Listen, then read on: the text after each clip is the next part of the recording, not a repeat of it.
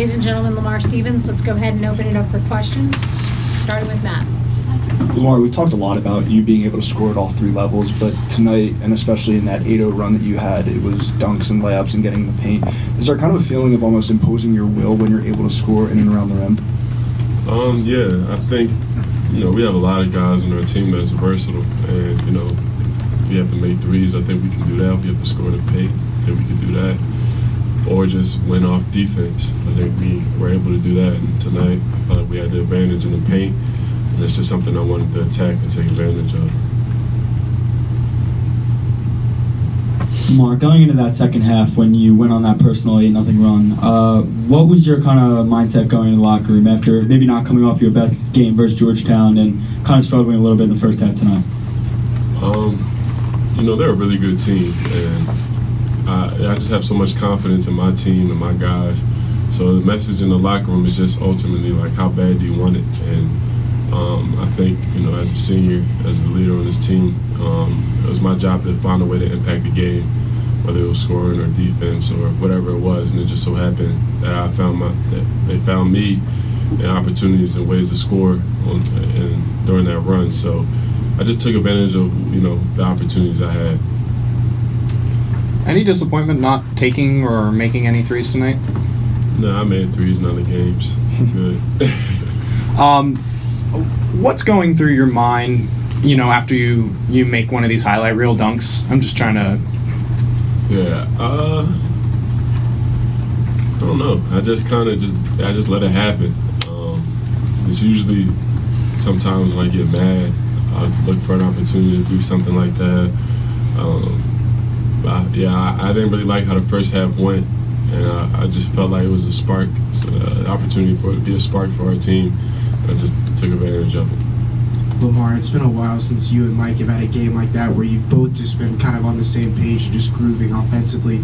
How easy does it make it for you when you're moving around in the paint and inside of the three-point arc to kind of get the shots that you want when Mike's having a night like he did tonight? Yeah, I said it before, and I'll say it every time. I think Mike is the best big man in the Big Ten. When he's at his best, he's unstoppable, and he makes everything so much easier for everybody else on both ends of the floor. So for me, just knowing that he's next to me, or he's the guy that I'm able to go to and trust, it makes it so much easier for me, and it makes it easier for everybody else, coach included. Lamar, what did you guys take out of the first half, especially with respect to the way you were playing defensively and the way they were kind of moving the ball and getting into the paint? I think we just had to ramp it up. They're a really good team. They're really disciplined. They have a lot of guys that can score and shoot, and guys that just play their role. So we felt like they played harder than us in the first half, and that's something that we really take pride in Penn State program.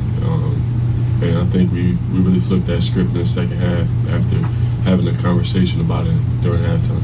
And I think there was a play toward the end of the first half where one of their players scored, but it kind of bounced high in the air. Yeah. And did he give it like a flex after that? Yeah, and what went through your head when you saw that? That dunk that I had. That went through my mind. Lamar, after Georgetown and also today, Pat mentioned that even when shots maybe weren't falling for you, you actually ramped up your defensive effort. How valuable is that to you to turn defensive stops into points and kind of get the lid off the bucket? I think we have a team full of guys that really take pride in defense, and it's something that I don't want to be the guy slacking at either. It's something I really want to be there for my teammates. We all hold each other accountable to that level.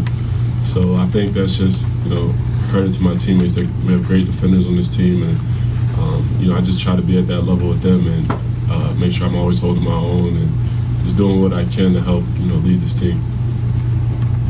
When you talked before the season about the versatility of scoring that you guys would have, did you believe it? Like, did you know that it would come to fruition the way that it is right now? Is it where you expected it to be? Is it better than you expected it to be?